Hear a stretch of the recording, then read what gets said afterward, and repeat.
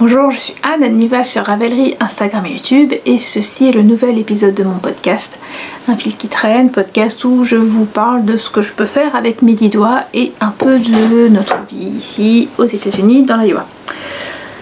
On est rentré de vacances il y a 2 semaines. J'ai pas filmé la semaine dernière, j'ai pas filmé avant parce que j'étais crevée. J'avais déjà filmé de mémoire l'épisode que j'avais filmé juste avant de partir. J'étais déjà fatiguée parce que on s'était réveillé tôt à cause du billet d'avion pour pouvoir changer nos billets d'avion.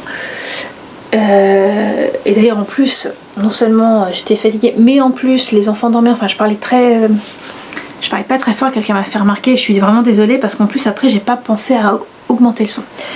Donc là, je vais essayer d'y penser pour que quand vous l'écoutez, vous n'ayez pas à mettre le son super fort. Bref, oui, donc voilà, j'ai pas filmé avant.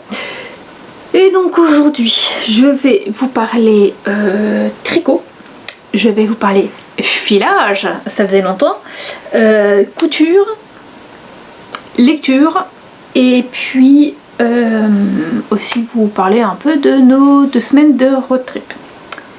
Voilà. Pour le tricot, c'est celui que je porte, que je vous avais montré justement la dernière fois en disant c'est un des tricots que j'emmène. C'est le April Tank Top de Caroline D.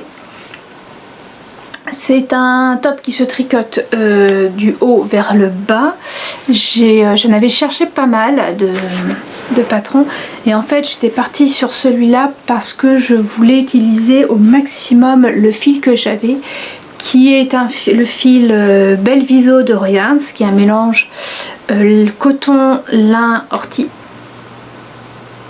Et il m'en restait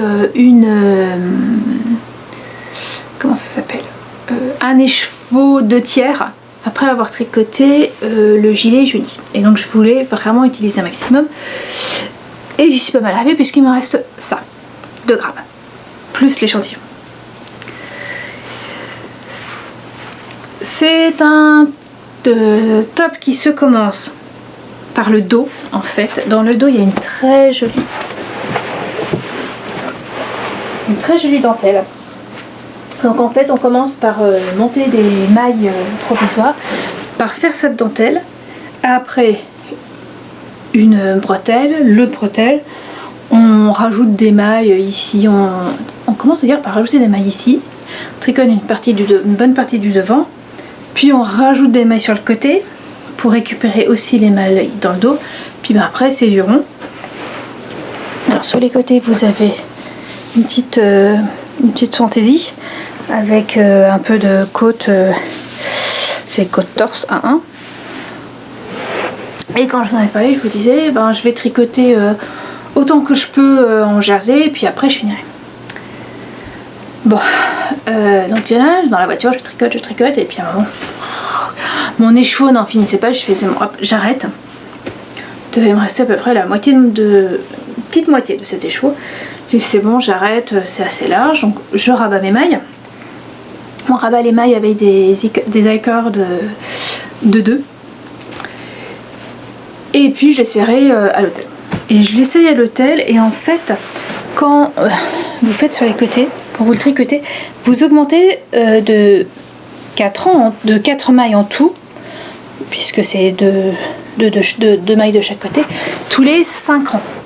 Et en fait, j'avais le top qui était vraiment comme ça, vraiment en forme de A, très, très visuellement. Et en plus, il s'arrêtait quand même un chouï court. Il était pas... Enfin bon, ça n'allait pas. Donc j'ai repris un peu les explications. Je me suis persuadée déjà que j'avais oublié des rangs raccourcis à l'arrière. Donc j'ai laissé de côté. J'en avais marre j'avais un peu marre de ce haut. On voit que j'ai pris des couleurs. Hein. Et j'ai tricoté d'autres choses que je vous montrerai les prochaines fois. Et une fois revenue ici, je l'ai repris et j'ai décidé non pas continuer en jersey, mais déjà de faire les rangs raccourcis dans le dos et en fait de finir avec la dentelle telle qu'il est prévu. Le truc c'est que j'ai fait la taille M. Alors je suis partie sur une taille M en largeur. Quand j'ai fait les bretelles, j'ai suivi les indications de la taille L pour que ça soit un peu plus grand. J'avais un peu peur que ça soit trop haut et honnêtement je pense que j'ai bien fait. Alors je sais que j'ai toujours un problème, mais pour mes échantillons, quand ils vont bien en nombre de mailles, ils ne vont pas du tout en nombre de rangs ou le contraire. Enfin bon, donc je sais que j'ai toujours plus ou moins bidouillé et là il fallait pas mal que je bidouille. Donc voilà, donc je suis partie sur un nombre de mailles pour la taille M. En hauteur, pour les bretelles, j'ai fait la taille L. Si j'avais surtout peur de pas pouvoir passer le coup. Et donc quand j'ai tricoté, en fait quand je suis arrivée quand j'ai fait les rangs raccourcis, je me suis dit je vais regarder combien de mailles j'ai et combien il faut que je rajoute ou que je retire de mailles pour la dentelle. Et en fait il me manquait pile 4 mailles pour avoir un bon nombre de dentelles, mais pour faire le nombre de répétitions de la taille S. Donc en fait grosso modo j'ai un mixte entre la taille S, M et L. Voilà. Et là ça tombe bien. Alors si j'avais fait la taille M bon déjà j'aurais pas eu assez de laine, mais ça aurait été beaucoup plus long, ça aurait été même trop long. C'est vrai qu'il était très long et beaucoup plus large puisque voilà j'aurais eu une répétition en plus, donc ça en plus, et je pense que là aussi ça aurait été trop large. Donc je suis extrêmement contente de comment ça finit. Donc j'ai utilisé un peu moins de 2 écheveaux. La Belle Viso, je crois que c'est 230 mètres de mémoire. Donc voilà, je l'ai fini lundi soir, non mardi matin. Lundi soir j'avais commencé à rabattre la carte, c'est long une carte, et encore là c'en est une que de 2, et je l'ai fini mardi, et depuis mardi je porte quasiment tous les jours parce qu'il est vraiment agréable à porter, vraiment aérien. Le fil est super, enfin voilà, la combinaison fil et patron est juste parfaite. Fil, patron, saison, c'est juste parfait. En plus il va très bien avec cette jupe qui était une jupe que j'avais cousue le premier été où j'étais ici. J'avais juste trouvé ce joli coupon de cotonnade brodée et c'est juste les deux morceaux. Voilà, j'ai 2 coutures sur les côtés, j'ai fait une coulisse et puis j'ai passé l'élastique et puis c'est tout. Voilà. Donc voilà le April Tank Top de Caroline Day, juste parfait. Voilà pour le tricot, et donc je vous montrerai tout ce que j'ai pu me tricoter d'autres les prochaines fois. Je reste sur le modèle que j'avais pris, sur le type. Qu'est-ce qu'elle fait cette chatte? Céleste. Bref, excusez-moi. Je vais rester sur le même genre d'épisode qu'avant mes vacances, c'est-à-dire un projet fini en tricot, un projet fini en couture, et pas trop. J'ai pas envie d'avoir des épisodes trop longs. Qu'est-ce que je suis bavarde aujourd'hui. Filage, c'est le tour de fleece. Le tour de fleece a commencé le samedi du tournoi. Bon, comme le dimanche on est rentré super tôt parce leur premier match était à 8h, commencé à 8h, et qu'ils l'ont perdu et que c'était un match éliminatoire, voilà. J'ai pu quand même j'ai pu filer. Mais donc j'ai enfin fini de filer la grande tresse du 25 décembre qu'il y avait dans mon calendrier de l'Avent, les petites potions. J'ai plus la composition, mais il y avait entre autres de la soie de soja dedans. C'était super sympa à filer et c'était des couleurs très douces. Et je voulais tenter un 4-ply. C'est-à-dire, j'ai coupé ma tresse en 4. Enfin, j'ai divisé ma tresse en 4, non pas dans le sens de la longueur, mais vraiment de la largeur. Donc j'avais 4 fins échauds, non, 4 fins rubans de fibres. Et donc je les ai filés séparément. J'avais donc 4 singles que j'ai refilés ensemble. L'idée c'était d'avoir un fil DK. Ouais, grosse DK, mes DK. Et j'y suis arrivée.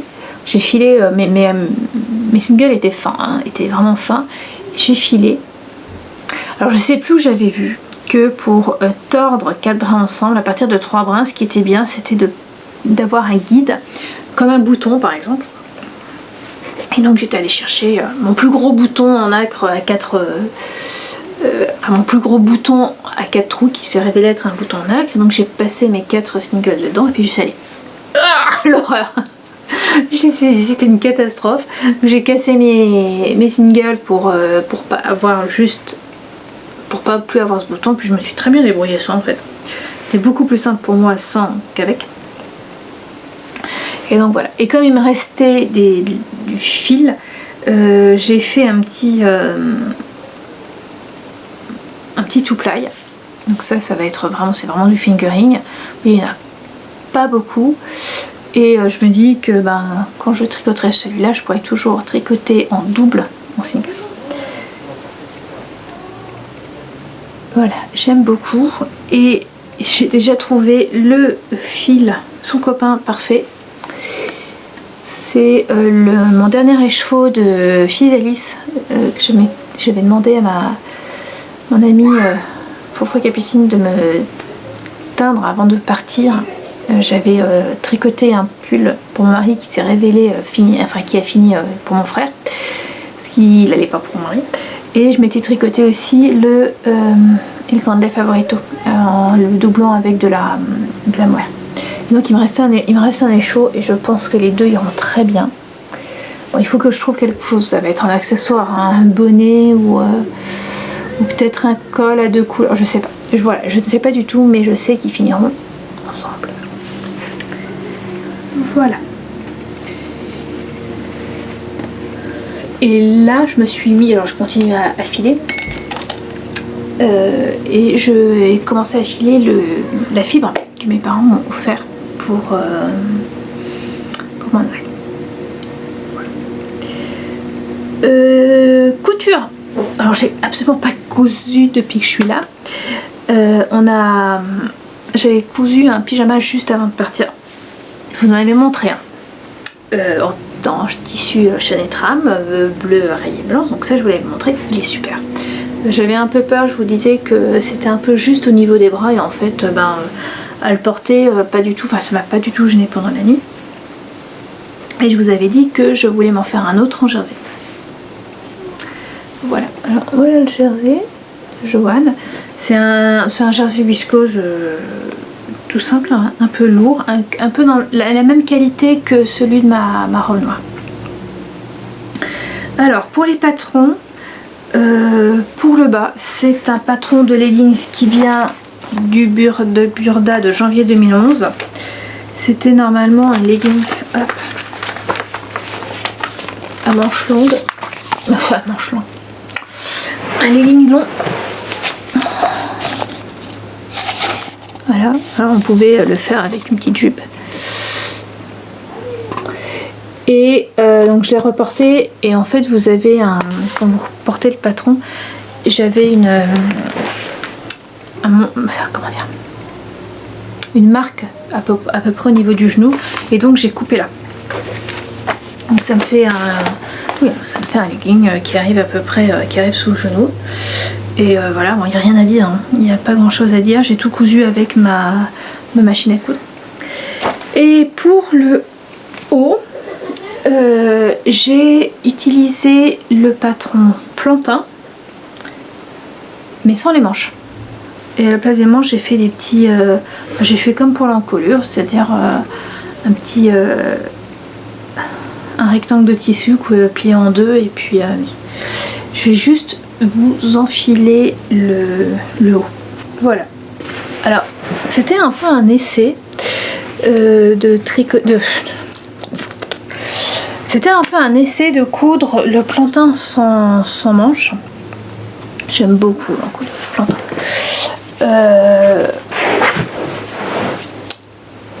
Pour voir justement pour le faire en haut pour faire un t-shirt sans manches. Et c'est totalement validé. Voilà. Je n'ai absolument rien changé.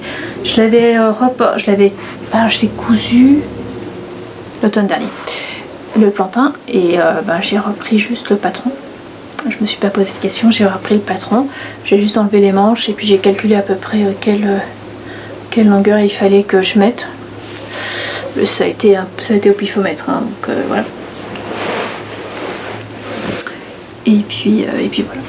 Donc possible que j'en refasse avec des chutes de tige, parce que par exemple il me reste pas mal de du jersey noir de ma robe. Possible que je m'en fasse. En lecture, j'ai pris le jour où on est revenu, en fait, juste avant de partir pour le week-end à Iowa City. J'ai pris le livre sur ma liseuse, le dernier roman de Virginie Grimaldi, Et que ne durent que les moments doux, et je l'ai lu très rapidement. En fait, quand on est parti à Iowa City, Lise avait normalement 2 jours de... Lise a eu 2 jours de tournoi. Et l'idée, c'était pas qu'on parte tous au tournoi pour éviter d'attraper le coronavirus. Et puis on sait très bien que Marc, c'est un intérêt limité quand ça se rejoue.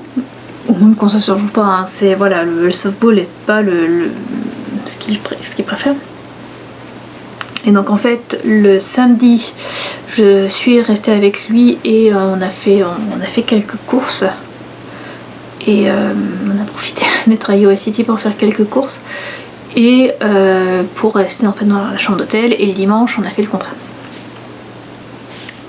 Donc j'ai eu du temps pour lire, pour tricoter et pour lire, et donc j'ai lu Et que ne durent que les moments doux de Virginie Grimaldi. Alors j'aime beaucoup cet auteur, je n'aime pas tous ses livres, mais j'aime beaucoup son style d'écriture. J'avais beaucoup aimé, c'était, il est grand temps de rallumer les étoiles, et tu comprendras quand tu seras grande. C'est avec celui-là, avec Que ne durent que les moments doux, c'est mes préférés. Et Que ne durent que les moments doux, on suit 2 femmes, une qui vient d'avoir un bébé prématuré, et l'autre, elle au contraire, ses enfants sont partis de la maison. On suit en fait la première qui est en néonate, et là ça n'a pas été facile. Pour moi, Lise n'était pas prématurée, mais elle passait ses 3 premières semaines de vie dans un service néonate, et il y avait des... Comment ça s'appelle ? On voit vraiment la vie quand on est parent, mise en suspens, les enfants, comment on les suit, et ça n'a pas été toujours facile à lire pour moi. Après j'ai lu que justement Virginie, l'auteur, avait écrit ce livre après avoir eu son deuxième fils qui a passé du temps en néonate. Donc ouais, c'était pas toujours facile à lire, mais c'était très sympa, c'était très bon Virginie Grimaldi, et je ne m'attendais absolument pas à la fin. La fin a été vraiment une surprise. Autant celle la fin de il est grand temps de rallumer les étoiles. Je sais, je m'y attendais un tout petit peu mais pas trop. Là pas du tout. C'est comme comment dire, dans tu comprendras quand tu seras grande, il y a aussi un twist à la fin qui m'a prise par surprise. Non, si, dans les grands temps de rallumer les étoiles, il y avait deux trucs et le deuxième, vraiment à la fin, je m'y attendais. Je sais plus si je m'y attendais ou pas. Mais là, en tout cas, ouais, j'étais. À la fin, j'étais. Ah ouais. Voilà, je vous en dirai pas plus, mais je vous encourage vraiment à le lire. Enfin voilà, ça a été une bonne lecture. C'est une bonne lecture d'été. Juste ce qu'il faut. Juste ce qu'il faut. Bon, plus beaucoup de batterie. On va essayer de faire ça pendant. Donc, le road trip. 11 000 km de route. On a fait au final plus de 100 heures. La dernière fois, je vous disais, on a prévu 93 heures de route. Au final, on a fini avec plus de 100 parce qu'on s'est rajouté des trucs. On s'est rajouté des visites. On a visité 9 États. On a pu rentrer que dans 3 capitales. Donc 6 étaient fermés. Ce qui, comme on prévoit 1 heure par capitale, voilà, nous faisait gagner jour après jour du temps. Et puis il y avait des fois aussi, on s'était dit, ben, ça par exemple pour le Grand Canyon, on va se prévoir, il y en avait une après-midi et puis la matinée le lendemain. Et en fait on a juste eu besoin de l'après-midi. Donc le lendemain, ben, qu'est-ce qu'on fait? Et ben hop, on fait un détour et on passe par Monument Valley. Enfin voilà, on s'en est pris plein les yeux, on a vraiment profité des... Comment ça s'appelle, des paysages. Grand Canyon, Monument Valley. On est passé donc à Yellowstone. La Yellowstone, on y a fait une journée. Glacier National Park. J'avais vraiment l'impression d'être dans les Alpes, c'était génial. Mais même les trajets, l'Oregon, c'est... enfin, l'Oregon, Washington. À Washington, l'état de Washington, on a fait un petit détour pour aller voir la mer. Avec un thon breton aux petits oignons, il y avait même du genêt sur les bords de la route. Stéphane était chez lui. Et voilà, alors chaque fois qu'on sortait de la voiture, on avait des masques. Alors je crois j'ai dû mettre 1 ou 2 photos sur mon Instagram où justement on nous voit sans masque. C'est qu'on était à 5 mètres, à moins de 5 mètres de la voiture et qu'il y avait vraiment personne autour de nous. Et que voilà, c'était en fait on sortait pour prendre la photo, pour prendre des photos. Et pour rentrer, c'était vraiment comme ça. Sinon, on avait toujours voilà, des masques. Dès qu'on sortait de la chambre d'hôtel, on avait un masque. On s'est lavé les mains un nombre calculable de fois. Enfin voilà, on a vraiment fait attention. Et là, 15 jours après notre retour, eh ben, on n'est pas malade. Voilà. Les gens n'étaient pas... On aurait pu... on a vu quand même beaucoup de gens sans masque. À Yellowstone par exemple, on peut faire quand même beaucoup de petites balades et donc on est quand même beaucoup les uns sur les autres parce qu'en fait Yellowstone, vous conduisez dedans, alors vous pouvez faire des longues balades, mais vous pouvez aussi, vous prenez la route, la voiture, vous allez à un parking et puis là vous faites 3-4 GC, enfin voilà, vous faites un petit tour. Puis vous remontez dans la voiture et puis vous allez à un autre endroit et puis là vous vous arrêtez de nouveau et voilà, vous pouvez faire les gros sites touristiques de Yellowstone comme ça. Et sauf que donc, tout le monde est là, enfin il y a plein de monde là et il n'y a pas beaucoup de masques. Il n'y avait pas beaucoup de masques. Nous on enlevait les masques, bref. On avait des masques en tissu en général le matin, le soir ou quand on allait dans quand on s'arrêtait dans les stations-service et quand on marchait comme ça, par exemple Grand Canyon, on a eu un masque tout du long. Là c'était des masques en papier qui étaient un peu plus... dans lesquels on pouvait un peu mieux respirer. À un moment on s'est arrêté dans une station-service qui était dans une réserve Naro. Et là c'était masque obligatoire et on avait le droit de toucher à rien tant qu'on ne s'était pas lavé les mains. Et en fait, je suis rentrée d'abord avec les enfants, on est allé aux toilettes, on s'est lavé les mains. Et pendant que Stéphane faisait de l'essence. Et puis il est rentré et donc on s'est croisés là où il y avait tout ce qu'il a acheté. Et donc on regarde, on a juste regardé, hein, on ne touchait à rien, surtout pas mon mari, puisqu'il fallait... Et en disant, bah voilà, faudrait ça, faudrait ça. Et il y a une vendeuse qui est venue très gentiment nous voir en disant, enfin, très gentiment, mais voilà, monsieur, il faut que vous alliez vous laver les mains avant de toucher. Donc on a trouvé vraiment, ça vient sachant que dans les réserves indiennes, ils ont eu un très fort taux d'infection et de décès. Mais voilà. C'est vrai que quand vous voyez que le Wyoming a moins de 1000 cas pour l'habitant, on peut comprendre que les gens se protègent moins. Le problème, c'est qu'il y avait des touristes, que les touristes se protégeaient, pas plus. Voilà, c'était vraiment génial. À un moment, on traversait l'Oregon et je me suis endormie. Quand je me suis endormie, j'avais regardé le GPS et il restait grosso modo 3h30. Puis je rouvre les yeux et je vois 20 minutes. Voyons donc. J'ai sacrément dormi. Je me suis fait non, on n'a plus d'essence. On n'a plus beaucoup d'essence. Là, c'est le temps qu'il nous faut pour arriver à la prochaine station. Je sais même pas si on y arrivera. Donc est-ce qu'on allait y arriver? Puis c'est montagneux l'Oregon, hein. Elle fait encore une montée. Bon, on est arrivé. Puis il attend et donc petite station service, mais alors totalement paumé, rien du tout. Donc il y en avait la station service et puis une boutique. On était tellement contents de les trouver qu'on s'est dit on va acheter quelque chose. Et non, ils n'avaient pas de laine. Mais excusez-moi pour le bruit. J'ai trouvé des boutons en bois de daim. J'en ai pas acheté beaucoup, à chaque fois j'en ai acheté soit et je me dis ça ferait des boutons super sympas pour des gilets vous savez un peu rustiques, un peu épais, qui seraient super sympas. Alors celui-là j'en ai deux comme ça, puis j'en ai deux plus petits.